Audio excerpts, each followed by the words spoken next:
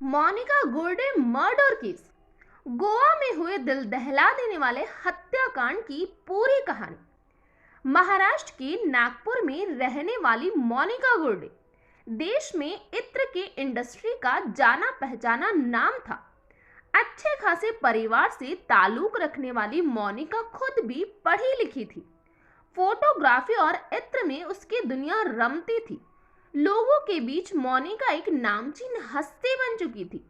जीवन की शुरुआत में करियर आसमान में उड़ती हुई चिड़िया के जैसा रहा, लेकिन उड़ान डगमगाई और मोनिका ने दुनिया को अलविदा कह दिया। मोनिका मुंबई के रिटायर्ड जज की बेटी है और साथ ही उसने मुंबई के इंस्टीट्यूट ऑफ अलाइड आर्ट्स में फोटोग्राफी की डिग्री भी ली है। फिर वह इत्र यानी परफ्यूम की दुनिया में मशगूल हो गई। धीरे धीरे मोनिका फोटोग्राफी और परफ्यूम में ही अपनी दुनिया को खोजने लगी। इसके बाद मोनिका मुंबई से बेंगलुरु गई और यहाँ उसकी मुलाकात एक फोटोग्राफर दोस्त से हुई। जब ये मुलाकातें बढ़ी तो दोनों को एक दूसरे से प्यार हो गया और साल 2004 में दोनों ने शादी कर ली।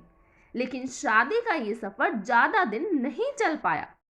साल 2009 में दोनों अलग रहने लगे। हालांकि अभी तक दोनों का तलाक नहीं हुआ था। इसीलिए 2 साल बाद यानी कि साल 2011 में एक बार फिर दोनों ने साथ रहने का फैसला किया। मोनिका अपने पति के साथ गोवा आकर रहने लगी, लेकिन कुछ सालों बाद दोनों के बीच फिर से झगड़े शुरू हो गए और साल 2015 में दोनों ने एक बार फिर से अलग होने का फैसला किया और अब मोनिका अकेले ही रहने लगी थी। लेकिन 7 अक्टूबर 2016 सुबह सुबह मोनिका के फ्लैट में उसकी मेड काम करने आती है। काफी देर दरवाजा खटखटाने के बाद भी मोनिका दरवाजा नहीं खोलती और ना ही अंदर से कोई आवाज आती है। इस पर वो मेड मोनिका के भाई को फोन लगाती है और उसे बताती है कि आज मोनिका दरवाजा नहीं खोल रही है। कुछ ही घंटों में मोनिका का भाई मोनिका के फ्लैट पर पहुंच जाता है। मोनिका को कॉल किया जाता है, उसे आवाज लगाई जाती है, लेकिन अंदर से कोई रिस्पॉन्स नहीं मिलता। इस पर फ्लैट की डुप्लीकेट चाबी मंगवाई जाती है और मोनिका के फ्लैट का दरवाजा खोला जाता है। जब दरवाजा खोलकर सभी लोग अंदर जाते हैं तो सभी सन्न रह जाते हैं। अंदर मोनिका अपने बेड पर मृत हालत में पड़ी हुई थी। इतना ही नहीं, उसके दोनों हाथ पीछे की तरफ बंधे थे। कमर से निचले हिस्से पर एक भी कपड़ा नहीं था। जिसके बाद तुरंत ही गोवा पुलिस को इत्तला किया जाता है। 10 मिनट के दरमियान गोवा पुलिस मोनिका के फ्लैट पर पहुंच जाती है और अपनी जांच शुरू करती है, क्योंकि देखने में यह हत्या का केस नजर आ रहा था। पुलिस सबसे पहले घर की तलाशी लेती है तो घर के अंदर कुछ खास सबूत नहीं मिलते हैं। केवल मोनिका के किचन में अंडों के कुछ छिलके और उसके पर्स से एटीएम की पर्ची थी। बॉडी को पोस्टमार्टम के लिए भेजा जाता है। तभी पुलिस को याद आता है कि मोनिका के पर्स में केवल उसके एटीएम की पर्चियां थी। उसका एटीएम कार्ड कहीं भी नजर नहीं आया। पुलिस अपना रुख सीसीटीवी कैमरों की ओर करती है, लेकिन पता चलता है कि उस बिल्डिंग में तो कोई सीसीटीवी ही नहीं लगा है। आसपास के लोगों से पूछा जाता है तो उनका भी कहना यही था कि उन्होंने किसी को भी आते जाते नहीं देखा। पुलिस के हाथ ऐसा कोई सबूत नहीं था जिससे वो कातिल का पता लगा सके। इसीलिए पुलिस ने अपनी जांच एटीएम कार्ड से आगे बढ़ाई। पुलिस मोनिका के अकाउंट की डिटेल निकलवाती है तो पता चलता है कि 7 अक्टूबर की सुबह ही मोनिका के एटीएम कार्ड से पैसे निकाले गए थे। लेकिन हैरानी की बात तो ये थी कि मोनिका तो 7 तारीख को मर चुकी थी, तो फिर पैसे किसने निकाले होंगे? अब ये साफ था कि ये काम कातिल का ही हो सकता है। पुलिस उस एटीएम के सीसीटीवी फुटेज चेक करती है तो उस फुटेज में 20 से 21 साल का लड़का एटीएम से पैसे निकालते हुए नजर आता है। पुलिस उस फोटो को बिल्डिंग के बाकी लोगों को दिखाती है, जिससे उस लड़के की पहचान 21 वर्षीय राजकुमार के रूप में होती है, जो कि कुछ महीने पहले उस बिल्डिंग में गार्ड की नौकरी किया करता था। लेकिन चोरी करने के कारण उसे नौकरी से निकाल दिया गया। अब पुलिस के पास इस बात का इंतजार करने के अलावा दूसरा कोई रास्ता नहीं था कि राजकुमार फिर से उस एटीएम कार्ड का इस्तेमाल करें, और पुलिस का ये इंतजार भी दूसरे ही दिन खत्म हो गया। पुलिस को बैंक से सूचना मिली कि मोनिका के एटीएम कार्ड का बेंगलुरु में उपयोग किया गया है। गोवा पुलिस तुरंत ही बेंगलुरु पुलिस को राजकुमार की फोटो भेज उसे पकड़ने को कहती है। बेंगलुरु पुलिस उस एटीएम के आसपास की सीसीटीवी खंगालती है तो राजकुमार एक होटल के सीसीटीवी में अंदर जाता हुआ नजर आता है, जिसके बाद पुलिस राजकुमार को गिरफ्तार कर उसे गोवा पुलिस के हवाले कर देती है। राजकुमार को गोवा लाया जाता है और उससे पूछताछ की जाती है, तो पूछताछ में जो कहानी सामने आती है वो वाकई ही हैरान करने वाली थी। दरअसल साल 2016 की शुरुआत में राजकुमार ने उस बिल्डिंग में नई नई गार्ड की नौकरी ज्वाइन की थी। इस दौरान उसकी नजर बिल्डिंग के एक फ्लैट में रहने वाली मोनिका हुर्डे पर पड़ी और राजकुमार पहली नजर में ही मोनिका का दीवाना हो गया।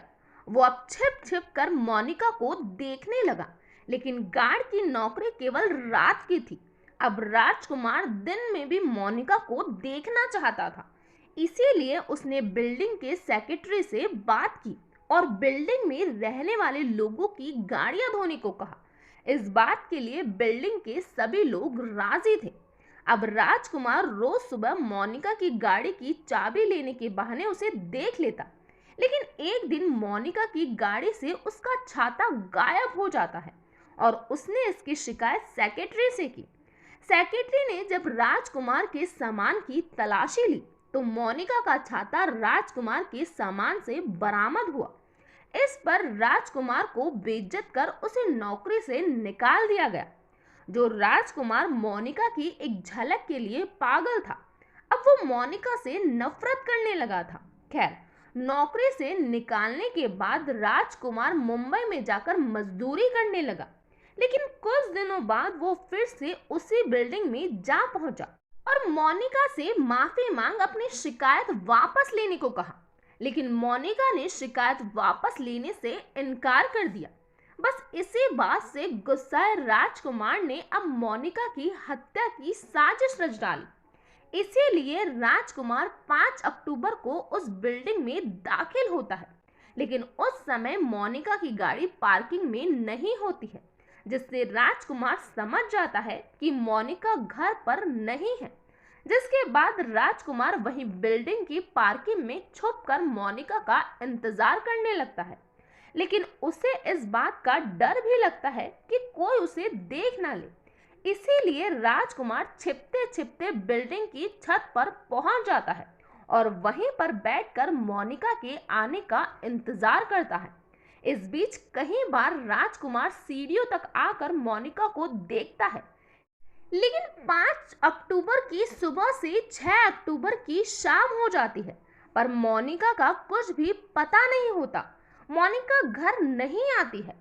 इस बीच राजकुमार के मन में कई बार मोनिका को छोड़ देने का ख्याल आया, लेकिन उसने इस ख्याल को अनदेखा कर दिया और बिना खाए छत पर 3 दिन तक मोनिका का इंतजार किया। आखिरकार 7 अक्टूबर की शाम 7 बजे मोनिका अपने फ्लैट में जाती है। घर के अंदर जाते ही राजकुमार भी मोनिका के पीछे पीछे उसके साथ उस फ्लैट में जबरदस्ती घुस जाता है। इससे पहले मोनिका शोर मचा पाती, राजकुमार मोनिका के मुंह में कपड़ा ठूसकर उसके हाथ बांध देता है और बेड पर पटक देता है।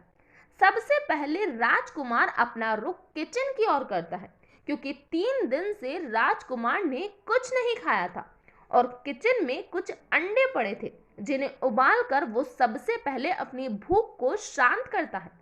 और इसी दरमियान वो अपने फोन में पॉर्न वीडियो चलाकर मोनिका को देखने पर मजबूर करता है, क्योंकि उसे पता था कि उस घर में मोनिका के अलावा दूसरा कोई नहीं रहता। इसीलिए वो सब कुछ बड़े ही आराम से कर रहा था।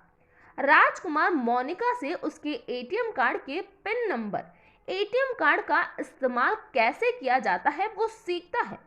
सब कुछ कर लेने के बाद अब शुरू होती है उसकी दरिंदगी।